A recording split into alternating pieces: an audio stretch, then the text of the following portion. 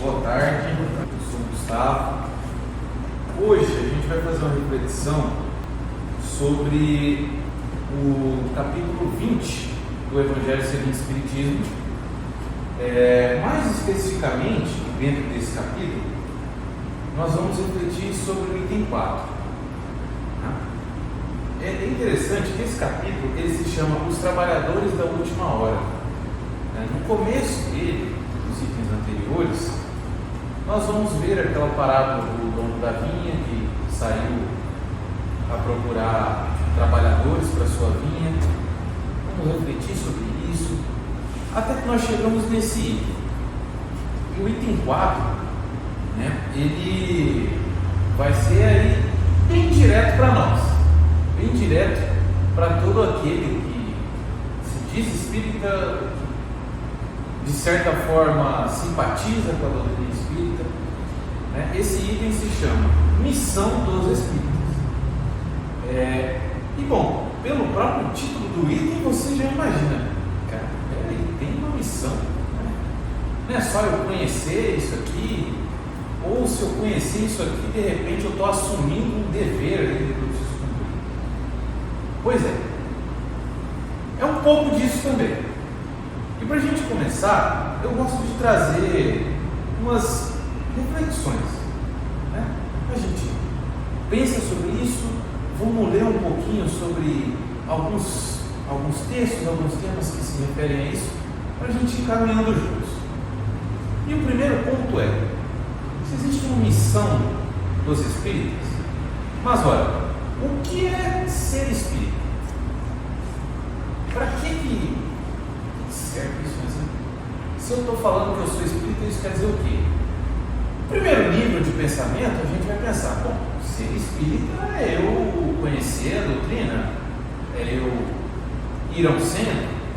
Acho que isso deve ser espírita. Mas a gente vai ver que vai muito além disso.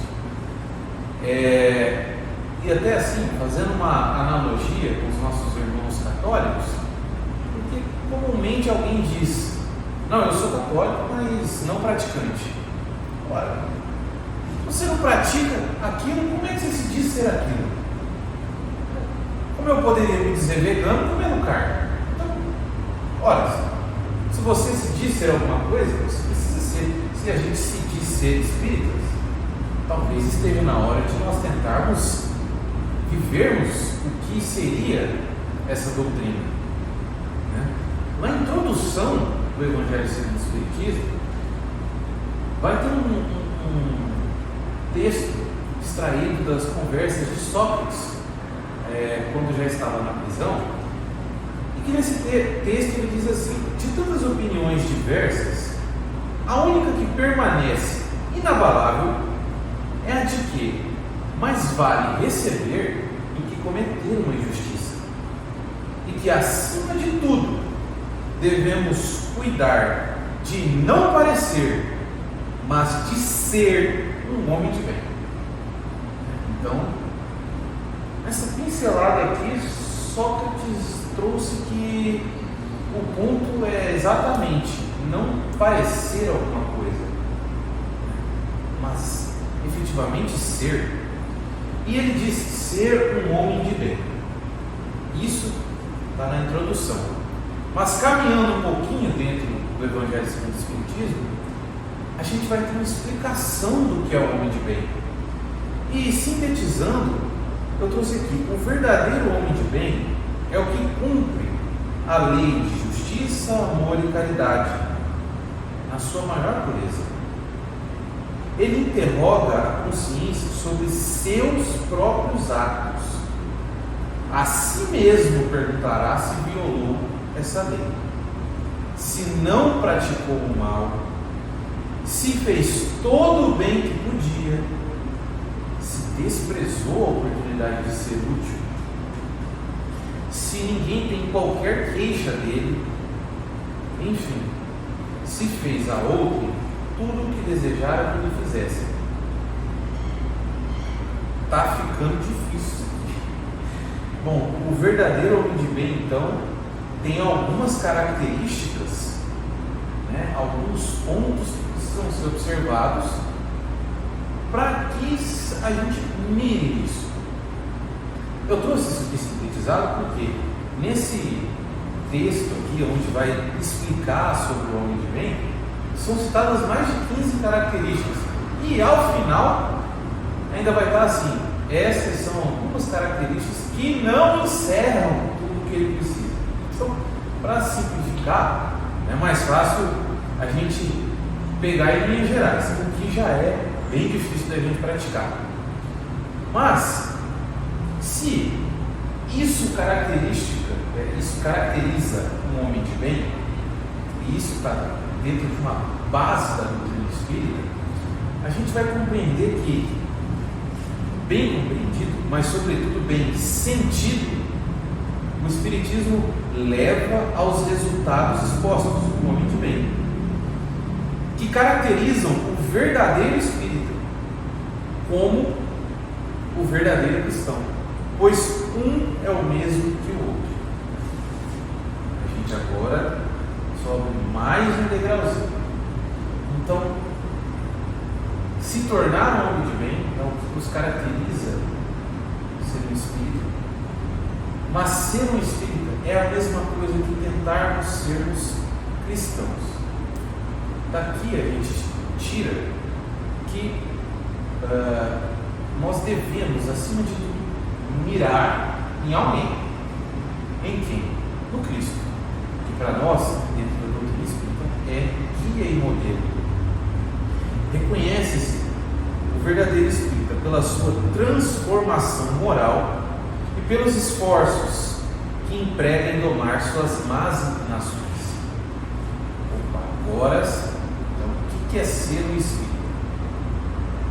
A gente vai entender essa questão de ser um homem de bem.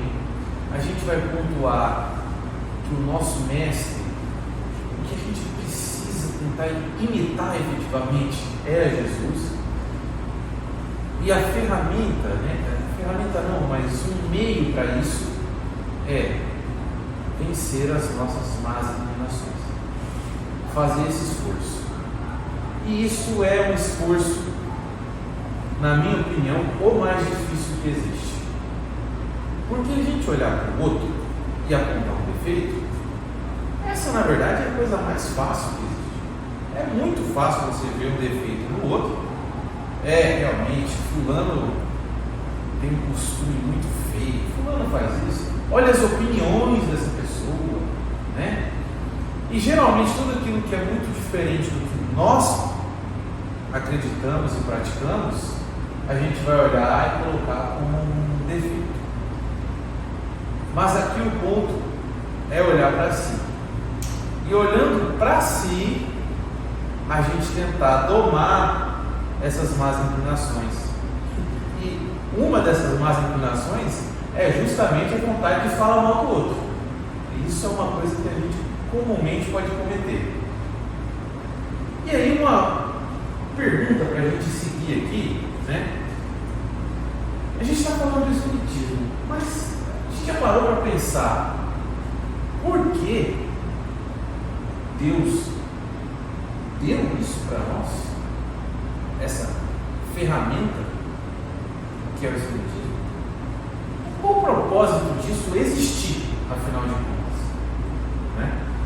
E aí, a gente pode pensar aqui na ideia mais comum, na questão de ser uma religião. É uma religião, então veio para nos ajudar de alguma forma. Mas vamos além disso. Porque o Espiritismo ele não é exclusivamente uma religião, né? Como a gente estuda aqui no comecinho, quando estamos conhecendo a doutrina, ela é uma doutrina que se baseia num tripé. Ela tem uma vertente científica, filosófica e religiosa. Científica porque ela é constatada, né? A mediunidade, as mensagens, os ensinamentos dos espíritos, isso é inerente a qualquer raça, crença, localização da Terra, em qualquer tempo, isso sempre existiu. E aqui, o que nós tivemos no começo é que Allan Kardec vai estruturando isso, né? estudando, nós vemos como ele faz isso. E aí nós vamos tirando dessas comunicações um princípio filosófico, respondendo questões, né? E aqui estão literalmente quaisquer questões da humanidade. Mas é das respostas a essas questões que nós vamos tirando preceitos religiosos, né? Então, aplicando essas respostas, essas questões, reflexões da nossa vida, a gente vai criando uma conexão com Deus, tentando melhorar nossa individualidade. E aí mora o seu conceito religioso, né? Aí mora o fato de nós tentarmos nos aproximar de Deus. Então, por que Ele deu? Para que nós aprendamos de uma forma que talvez ainda não fôssemos capazes, dentro das outras religiões, a fazer essa conexão e essa evolução. Não vos assusteis, as línguas de fogo estão sobre as vossas cabeças, ó verdadeiros adeptos do Espiritismo. Sois os escolhidos de Deus, ide e pregai a palavra divina. É chegada a hora em que deveis sacrificar para a sua pregação os vossos hábitos, os vossos trabalhos, as vossas ocupações fúteis. Ide e pregai. Convosco estão os espíritos elevados. Então, o Espiritismo, quando ele traz essa terminologia aqui no começo, as línguas de fogo estão sobre vossas cabeças, é uma alusão, né, àquela passagem que nós temos dentro do Novo Testamento, em que várias comunicações são dadas ao mesmo tempo, né, em que cada povo que estava ali, cada indivíduo de diferentes cidades, comunidades, mas que estavam reunidos, entendem o que está sendo dito, cada um dentro do seu idioma, né? Então, o que estava acontecendo ali era uma comunicação. Hoje nós vamos chamar isso de uma comunicação mediúnica. A sua época usou-se esse termo aqui, as línguas de fogo. E por que elas estão sobre as vossas cabeças? Porque são essas mensagens que estão agora sendo passadas. No final ele diz: convosco estão os espíritos elevados. A gente precisa o quê? Aprender a ouvir. Ide homens que fazeis, ide homens que, mais felizes que Tomé, credes, sem fazeres questão de ver, e aceitais os fatos da mediunidade, mesmo que quando não tenhais conseguido obtê-los por vós mesmos. Ide, o Espírito de Deus vos conduz. Então, olha a importância de mais felizes que Tomé. Eu achei interessante essa colocação, porque Tomé, se a gente lembrar, é aquele que, não, eu só acredito vendo. É essa característica humana. E aqui, quando ele diz que nós, mais felizes que Tomé, são aqueles que acreditam sem necessariamente precisar ver, sem precisar ser a ferramenta de uma comunicação mediúnica, é aquele que começa a, independente disso, entender o papel que isso tem dentro de si. As verdadeiras montanhas são internas. Lembra quando Jesus nos diz: a fé transporta as montanhas?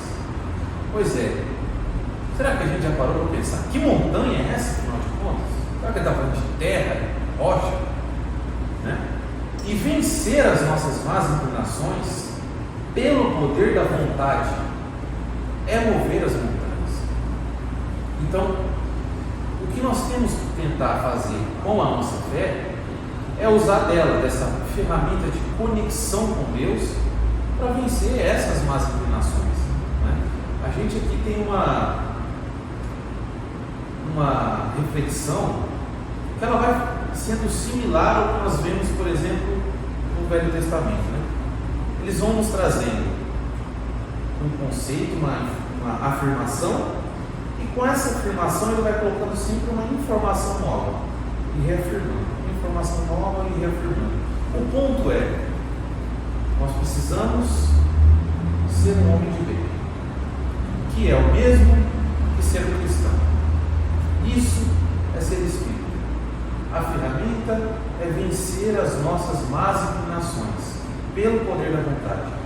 a gente vai sempre colocando, agregando um pouquinho mais nessa afirmação, para que isso se fixe na nossa mente e fixe no nosso espírito.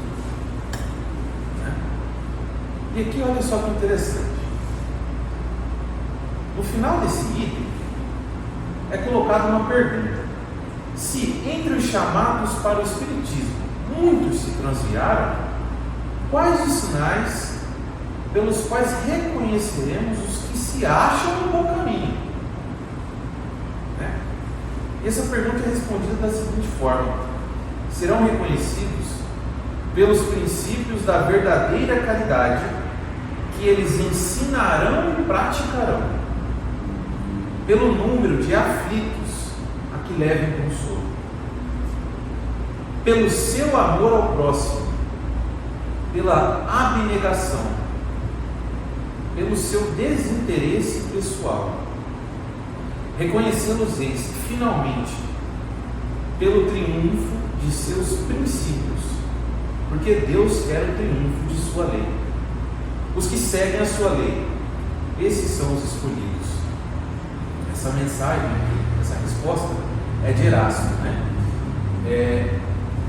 E quando eu li essa pergunta e essa resposta, já tentando desenvolver essa reflexão, eu lembrei de uma coisa que eu vi alguns dias atrás, já tem algumas semanas, né? Eu estava mexendo com um rolo de papel alumínio. Acho que vocês já viram bem como é que isso funciona. Porque o rolo de papel alumínio, uma vez que aquele trem cai e amassa, ele vira um horror. Toda vez que você vai abrir a folha, que você vai desenrolar, naquele ponto que caiu e amassou, ele vai rasgar. Aí você tem que ter cuidado, tentar tirar aquilo ali, aí você vai desenrolar, chegou naquele ponto de novo, rasga de novo. E vai sempre dando problema ali, e aí para você resolver aquilo, você tem que ir uma voltinha de cada vez do rolo, com cuidado, segurar ali, tentar tirar. Se você vai com força, ou se você tenta passar por cima daquele ponto, aquilo vai rasgar, até que de repente você não consegue mais usar o papel porque ele está todo picado. Mas olha, nós temos dessas más inclinações. Vamos pensar nessas más inclinações como um ponto desse que a gente precisa. Com cuidado, tentar tirar ali, volta por volta, né? Até acabar esse negócio. E que às vezes nós não conseguimos fazer isso agora. Talvez aquele problema que a gente tem um relacionamento ou um hábito interno, né? Uma forma de pensamento que a gente cultiva, a gente passa anos lidando com aquilo e não passa, não vence. Talvez isso é uma coisa que a gente precisa de várias vidas para solucionar.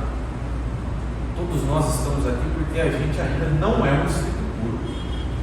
E se estivéssemos perto de virar um espírito puro, a gente não estava precisando encarnar nesse lugar, no planeta Terra, e sofrer o que a gente vem sofrendo. A gente já estaria num lugar melhor. Então a gente tem algumas coisas que precisam ser retiradas, né? O egoísmo, o orgulho, o interesse pessoal. E quantas vidas serão necessárias para isso? Enfim, isso a gente não sabe, é impossível quantificar. Mas nós temos a eternidade para vencer. Para cada voltinha dessa a gente retirar uma imperfeição nossa. Até chegar, vamos dizer assim, no papelão que está ali no meio daquilo, né? Porque vamos imaginar que aquilo é o ponto que nós, nos livrando de nossas imperfeições, ainda vamos alcançar. Não é rápido, mas, né, Deus nos dá todo o tempo que precisamos. E no livro Roteiro, Emmanuel comenta sobre a missão do Espiritismo, né? E no final do capítulo 38, que ele fala da missão do Espiritismo, Ele coloca: o espaço infinito, pátria universal das constelações e dos mundos, é, sem dúvida, o clima natural de nossas almas. Entretanto, não podemos esquecer que somos filhos, devedores, operários e companheiros da terra, cujo aperfeiçoamento constitui nosso trabalho mais imediato de vida. Então ele coloca que o nosso destino enquanto espíritos não é necessariamente este planeta, a Terra, a matéria, mas é um espaço infinito, né? É onde nós vamos encontrar a presença de Deus. Deus está dentro de nós, mas não é necessariamente essa matéria o nosso ponto. E eu acho interessante, porque se a gente colocar o Espiritismo aqui de volta na questão religiosa, eu gosto sempre de fazer uma colocação que a nossa religião, ela tem que ser capaz de abarcar não só as nossas crenças, mas ela tem que ser capaz de abarcar todos os filhos de Deus. E aqui a gente precisa entender que todos nós, do mundo, toda a população, somos filhos de Deus. Então, se dentro da minha crença só serão salvos os indivíduos que acreditam em A ou B, que vai ao ponto que eu vou, que se veste como eu, que come o que eu como, só aquele que é uma cópia, só aquele que é próximo de mim vai ser salvo? Gente, que religião é essa? Porque Deus é Deus do universo, é Deus de todos nós. E Jesus nos diz que nenhuma ovelha que o Pai me confiou será perdida. Então, a gente precisa ter essa reflexão: será que faria sentido eu, me dizendo espírita, acreditar que aquele que não crê no Espiritismo não vai alcançar a salvação? Não vai evoluir? Né? Então, esse é um ponto que nós precisamos estabelecer. Né? Essa não é uma doutrina proselitista, como se diz. E sobre essa questão do universo, eu acho que quero trazer aqui números para a gente expandir até um pouco a cabeça sobre isso. Na década de 80, a ciência estimava que devia haver no universo cerca de 100 bilhões de galáxias. Da década de 80 para cá, telescópios espaciais, o Hubble, o James Webb, usando os dados dele em simulações computacionais, hoje essa quantidade subiu de 100 bilhões de galáxias para até 20 trilhões de galáxias. Isso tudo é o universo de Deus. Então, será que Deus é isso que eu boto na minha caixinha? Não, né? E se em cada galáxia a gente tem entre 100 e 400 bilhões de estrelas, né? O nosso Sol é uma estrela. O nosso Sol tem 8 planetas. Nós estamos na Terra, um deles. Vamos imaginar quantos planetas, quanta vida há no universo afora. Não necessariamente nós podemos senti-la, percebê-la, né? Mas cá entre nós, quantos podemos sentir toda a vida que há na Terra? Né? Nós malemar vemos a matéria, e o que vemos ainda, às vezes somos insensíveis ao que está ao nosso lado. Então, esqueçamos por agora o paraíso distante, para ajudar na construção do nosso próprio ser. Interfiramos menos na regeneração dos outros e cogitemos mais de nosso próprio reajuste perante a lei do bem eterno, e servindo incessantemente com a nossa fé a vida que nos rodeia, a vida, por sua vez, nos servirá infatigado, convertendo a terra em estação celestial de harmonia e luz, para o acesso do nosso espírito à vida superior. Então, Emmanuel encerra, em outras palavras, nos dizendo que, embora essa vastidão, e que lá seja o destino que nós chegaremos, mas cabe a nós olhar nosso próprio umbigo, né? E tentar melhorar a nossa própria vida. Então, essa é a principal missão dos Espíritas. Sim, a gente tem que viver o Evangelho, a gente tem que amar ao próximo, tudo isso, mas tudo começa e de fato se encerra em nós melhorarmos a nós próprios, porque através disso nós vamos melhorar a vida que nos rodeia, a vida do próximo, o nosso ambiente, e isso está. Vamos imaginar o que uma irmã Dulce fez, um Chico Xavier fez, um Divaldo fez, um Gandhi fez. Então, se nós individualmente formos capazes de nos melhorarmos e ajudar um pouquinho ao nosso redor, é assim que nós vamos construir, né, um mundo de regeneração. Bom, era essa a reflexão que nós tínhamos para hoje, e agora eu quero convidá-los a fecharem os olhos por alguns instantes. Vamos fazer uma prece em agradecimento a Deus. Após a nossa prece, quem quiser pode se direcionar à sala de passes. Bom, Senhor, que nos dá essa vida, que nos dá todo o tempo que precisamos, obrigado pelos seus ensinamentos, pelos diversos Espíritos que nos enviou para nos instruir, por essa oportunidade de vida, pelas circunstâncias que temos nela, pelas pessoas que o Senhor colocou ao nosso redor. Obrigado, porque cada relacionamento que temos é uma pecinha para nós melhorarmos. Obrigado por essa doutrina, que sejamos capazes de usá-la no nosso próprio aperfeiçoamento.